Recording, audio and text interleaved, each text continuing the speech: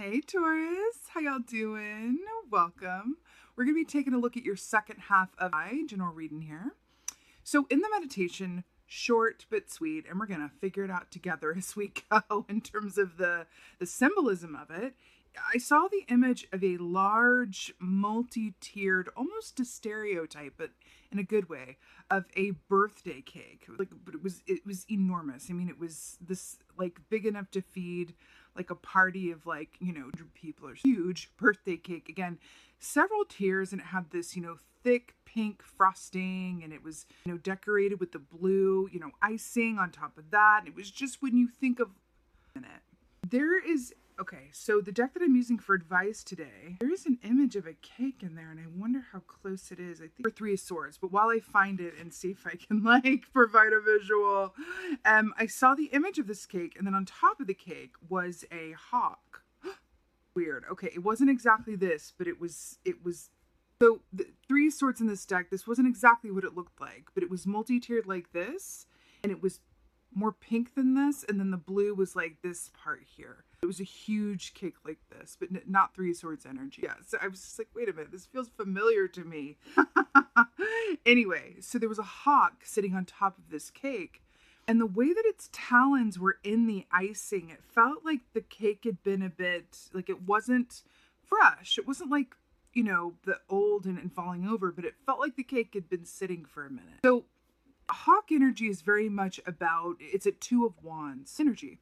It's about focus and thinking and planning, but also perception, seeing things. Hawk energy is about being able to see the big picture and the finer points and details at the same time, and equally is quite a feat and a talent, right? More often than not, we're able to see the big picture, and we're really good at that. And then, someone else will go, okay, but what about the details? Or we're really good about the details and we lose sight of the picture. Think about the people in your life. Are there people in your life, whether they're people you work with or your partner or whoever this might be, that have one strength and maybe you have the other, and how you work together in that way, where it's you might be really good at seeing the big picture, right? And then you might have someone around you that goes, okay, well, what are the details that we can really enact and look at in order to inform and help, promote this big picture, to help make that happen? There's something coming in around that for you. The fact that it's a birthday cake, your birthday season obviously is still into the month of May, right? It's 21st or something around there.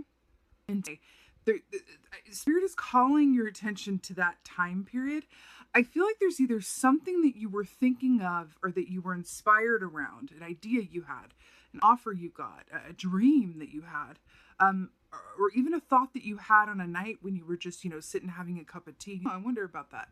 Something that came up around this past birthday season that they're drawing your attention to, and then they're going, okay, that's going to be coming up for you during this time period. I feel like you're going to be getting some insights, some directives from Spirit. So I keep hearing dream time, dreams, but I want to take that literally and figuratively and talk about when you're actually dreaming at night, but also it has to do with your dreams and your vision for what. There's something about between this last birthday season for you, which wasn't, too long ago. So I think they're bringing it up now to why you still remember it. And then taking me to next birthday season. So there's sort of a gestation period that they're showing me about that initial wand. That Ace of Wands was introduced during this past birthday season. They're putting in another wand to make it two wands with the hawk energy to carry you through till next birthday season, at which point I feel like it's going to turn into three, really moving and really, really manifest level. Really, really interesting. So yeah, let's go ahead and see what your cards have to say. Hey Taurus, let's go ahead and see what your animal energy is for the second half of... Oh, so nice. For the second half of Camel, you got the camel here. This is it's so beautiful. Okay, let's talk. So first of all, camel energy equates to that of the Temperance key in the Tarot, right? Which is about satisfaction, balance, patience, harmony. It's when your inner landscape is so beautiful and aligned that your outer landscape is a very happy reflection of that. So inside matches outside, which is really, really beautiful. Now, camel medicine is about trusting that you're always going to have what you need when you need it. What's really interesting that it's coming up here with the hawk in your meditation is that camels are one of those animals that, the hump, that they have, that's an aspect of the fact that they were able to, be hydrated for long amounts of time. In terms of like the planning and detail that we were looking at in your meditation, this is an animal energy that says, okay, well, that's all good and well and brilliant, but at the end of the day, I have to trust that I'm always going to have what I need when I need it. Meaning, I can't necessarily plan and map out when I'm going to be thirsty or where there's going to be a watering hole. But I trust that at the moment when I really need to drink some water, that there's going to be water available to me, or that I'm going to be inspired as to which path to take to find that water. Really, really interesting and powerful in this context. Now, we also have this aspect of the moon here, and this blue moon, right? So the idea of blue moon is something that only comes around once in a while. So again, they're taking me back to this birthday season and going like, it really feels like there's an idea or a proposition or a desire within you to move around something or think about what could that be for myself. That feels like it's really got a lot of potential to it. I feel like Spirit is going, hey, let's take a look at that and really like look at these signs and symbols and dream time and messages and synchronicities, because it really feels like you're being lovingly guided to really take some Two of Wands, planning and thought, attention to detail, action around that, all within the scope of the bigger picture of, what do you imagine your best potential to look like? What do you imagine your ideal life to be? Right? What is that? Really getting clear.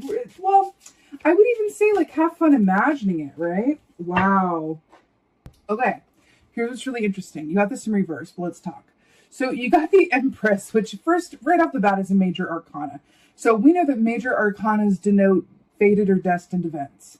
So this is a significant time for you. And you actually have two major arcanas, because the Camel is Temperance. So we're talking about a very important, specific moment in time, right? It's not arbitrary. So what's interesting about this is that traditionally speaking, the Empress is very much about happy expectation. It's about pregnancy. It's that gestation period, interestingly enough, that we've been picking up on. There's also aspects of I believe in something without having to see it.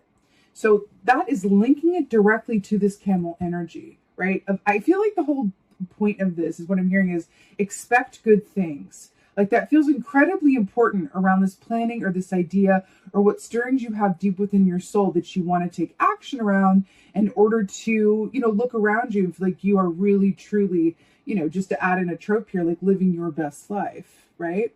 Now, what's fascinating about this is you've got it in the reverse. So, okay, let's talk. And by the way, Fox medicine quickly is very much about clever thinking and in adaptability and flexibility as well. I'm hearing you really have a way, as all humans do, okay, of thinking themselves inside boxes, thinking themselves like inside of a box, right? Thinking themselves into restriction. It's kind of that Eight of Swords aspect, right? But as humans, we also have the ability to think ourselves out of any box, whether we've created it for ourselves or not, right? But I feel like there's a limited thinking that wants to be eradicated. Now, the fact that this came up in the reverse, this usually means like ideas that, don't really get off the ground or plans that, get canceled or rerouted. I feel like for you, or like a lack of, fertility, abundance, all of that. I feel like for you, this is saying it's really time to come out of this gestation period and really open your eyes and be awake to, these impetus. I feel like there's going to be an impetus within you that is growing and growing. You see signs. You have people mention things that you're like, oh, wow, that makes me think of, this other thing. It gives me an idea. You're really being asked. I'm hearing, funnily enough, I'm hearing the song from a film called Sister Act 2, everybody. And you know it, but there's a song, If You Want to Be Somebody. Holler at me in the comments if you know of what I speak. But it goes, if you want to be somebody and you want to go somewhere, you better wake up and pay attention. The time is now or never to make your dreams come true. You better wake up and pay attention. I have shivers. That's the whole point of this entire, I can hear it in my head. Like it's Sister Act 2. If you want to be somebody, if you want to go somewhere, you better wake up and pay attention. The time is now or never to make your dreams come true. You better wake up and pay attention. That's what it is. 10 of Wands. Fascinating.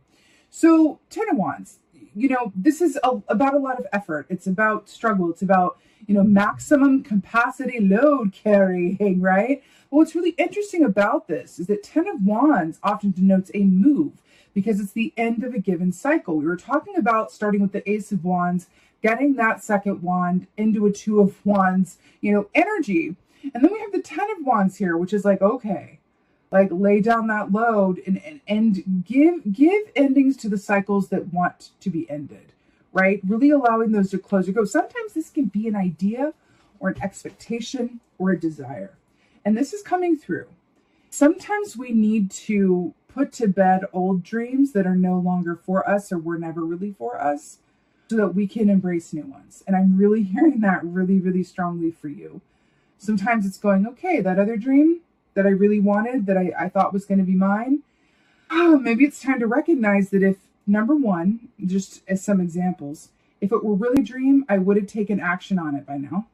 Or if it were a dream, that door would have opened for me more easily. And that is something that I found to be so true in life and in terms of manifesting. Ultimately, yes, manifesting is you get the inspiration, right? Inspiration, intention, taking divinely guided action, and then releasing all expectation or attachment, right? So you're releasing what form it comes in or what time it comes in. That is the key to manifesting. It's like, get that strong belief in place, give power to it, take action, and then get the heck out of the way so you don't get in your own way, right? Now, what's interesting in how this is coming through is that this is shown with a river here with these two fish, right? But the river is impeded with a bunch of wands. And that's what I'm feeling for you, is I feel like you're being asked to let go of something or an aspect of yourself that is holding on to something that is really not your door. And that's what I was saying. When something is truly for you, the door will open. It will open, and you're not going to have to throw your body weight against it to get it to open. And you're not going to get it to crack open, and then you got to keep it there with your foot. And then if you let it go for a minute, it'll close. No, when it is your door, it opens. Have you ever seen those people, or I'm sure that you've known people that things seem to come easily to them or things just seem to happen for them. And you're like, why? Well, that's because they found their doors. You know what I mean? So this is really saying, like, can we redirect your focus and energy so that you can walk away from these other things, accept endings around other things so that something new can come through. Your door is trying to come through, right? But there's another door or series of doors that you've got your attention on. It feels like it's looking back and you're being asked to look forward. Two of Wands. Well, hello. Coming in from the meditation. I'm here for it. Well, we talked about this. This is exactly what we were saying. It's interesting here with the Two of Wands, coming in this context with the two lions as well, and a red bird and some gazelle. So this is interesting. Lion medicine is very much about leadership, and I'm going to mix metaphors here, but taking the bull by the horns, honey. Like, lion medicine is very much about strength, passion, purpose, and the confidence that it takes to move from one position to another. More often than not, the people that are successful in this world aren't the ones that are most deserving, or the ones that are most talented, or the ones that even have the best karma, honey. It's the ones who have the pure audacity to believe that they are absolutely worth everything and more. They just have this innate gumption that's like, no, of course I'm going to get this. No, of course I'm going to reach out to this. You know what I mean? It's this sort of innate sense of, I wouldn't necessarily say feeling like it's owed them or anything, but it's just this innate feeling of like strong belief and intention. Like, I deserve everything that I want. And that informs me. And that is lion medicine. So there's something in here coming in around your confidence and your innate belief that you are worthy of what you desire. And it's really kind of looking at it from that lens and going, okay, now let me expand perspective and really get this Two of Wands energy going. Look at the big picture, look at the finer points and details. Because remember, the wands are about the work that we do, right? Usually the work that we love to do, right? Or our relationships of which we are passionate. But it's that fire, it's what fuels us. So again, with this moon energy here as well, and here, really, actually, and then with the Empress as well, with the moon and the feminine aspect of it as well, there is an aspect here coming through for you of, along with that song, like if you want to be somebody, if you want to go somewhere, you better wake up and pay attention. Like that is very lion energy as well. But it's really interesting because I'm really noticing that they're looking to the past. The camel's also looking to the past, and the fox, if the fox was in the upright with the Empress, it would be looking to the future. You see that? But it's not. It's in the reverse, so it's looking to the past. And I think these are sturgeon or salmon. I'm not sure. But anyway, they are having trouble getting down the stream, but this one's looking to the past, and this one's like trying to look to the future, but it's impeded. Camel's looking to the past, they're looking to the past. You are really being asked to, before you move forward and really get clear on this, to really look at some loose ends, whether energetically or otherwise, that are in your energy. Again, I feel like it's something that either was really tough to get going and isn't working out now, but you're hesitant to really let go of it or make some hard decisions around it because it took a lot to get there. Or it's something that, you know, you've wanted for a long time, but nothing has happened around it, either because life got in the way and you got distracted by other things, and you're really being called to take a look at it and go, okay, go big or go home with this. The time is now or never, right? If you don't want this, I feel like your guides are saying, like, if you don't want this, then we got something else over here, but we can't really align you to that if you're stuck on things that it's not enough room, right? Interestingly enough. Let's go ahead and get some advice. Why don't we though? Some advice. Oh wow, look who's at the bottom. Empress again. Okay. What is the advice for Taurus for second half of... You don't say. A lot of pink. There's pink here, then there's pink here. A lot of pink here. Pink is the color of emotion, right? Okay. 5 of Wands. So interesting. You know, 5 is the number of change. You have more wands here. 5 of Wands is very much about competing energies, competing opinions. It's about discord. It's about tension. This can be fighting. This can be gossip. This can be, you know, aspects within yourself that feel very torn. You know, Natalie and Bruley alike. Like, you're torn. If anybody gets that reference. But it's not aspect, it's tension. It's not a good time. The fact that this is your advice, it is not saying to like get tense and have a fight. Like, that is not what this is saying. When 5 of Wands comes up as your advice, it's really about allowing yourself to examine the aspects or elements either within, because this can definitely be within you, I know from personal experience. This can be internal as well. But the aspects either within or in your given environment that are at odds with one another. What within me is at odds, right? What am I torn about? What am I conflicted around? Let me clear that energy. And let me commit to clearing that energy, just like I would commit to, you know, spending a week and cleaning the house, just like I would commit to a job that I go to every day and hitting, you know, deadlines. It's commit to that. What is, you know, at odds within you, and or what is at odds in your given environment? Really becoming aware of that. This isn't even saying like, you know, become aware and then make it better. This is about coming into awareness, because I feel like that is going to lead to a lot of helpful information. And again, the aspect here is that self-awareness key that is going to inform not only your future actions, but your perspective and also your given innate energy and how you go through the world, right? Interesting. I'm really drawn to this House of Cards here. It really feels like you're really being asked to, you know, let what wants to be let go of. Really do it, because there's something else that is more aligned to you that wants to come in here. Let's get an oracle. Let's get a Stephen D. Farmer. Let's do earth magic, shall we? A little earth magic for earth signs. Let's see. Yeah. Okay, let's talk about this. Let's discuss. So here we have the whale breach. So why this is so brilliant. You remember when I said that pink is the color of emotion, right? So that relates it to the heart chakra. Well, the other aspect of the heart chakra is the color green, but of course, which is, the, you know, on these cards I'm using today.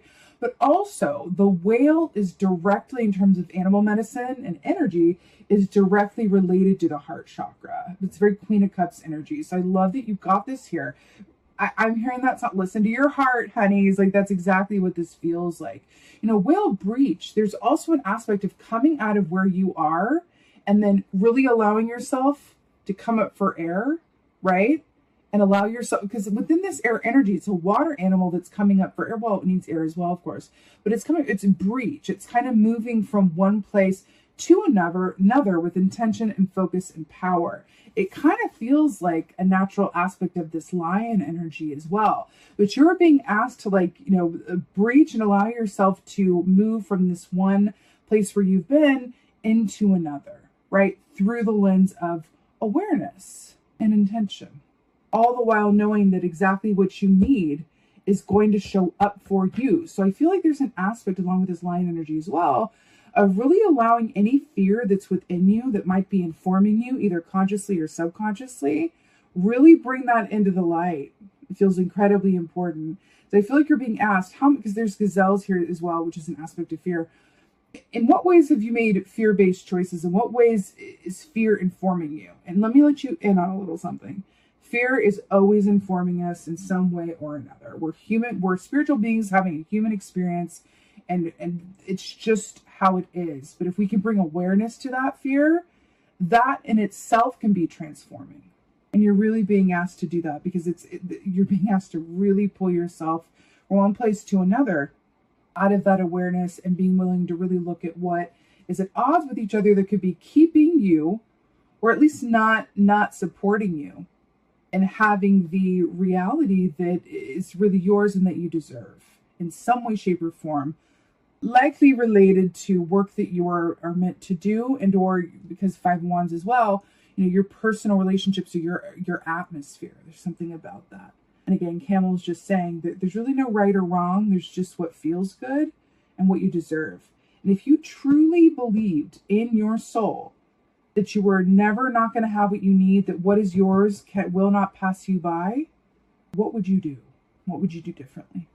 That can be a very enlightening exercise to do. With that being said, Taurus, I'm sending you so many blessings for the second half of the day. I so hope that this helps and resonates. If so, please do let me know in the comments below, because I love reading your comments. And with that being said, please like, share, and subscribe. I would so appreciate that. And just thank you. Thank you so, so much for being here. And for most of all, and as always, thank you for being you. And be well. Until next time.